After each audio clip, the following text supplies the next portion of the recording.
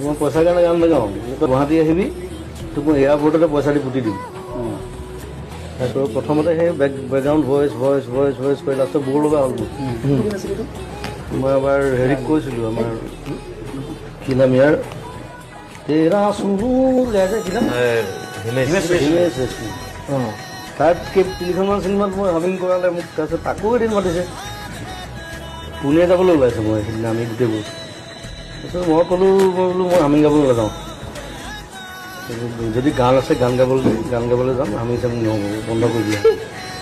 তাৰপিছত মোক ক'লে হেৰি আৰে তোৰ আজ ইয়াৰ ডাবল পইচা দেখিছে বুলি কৈছে।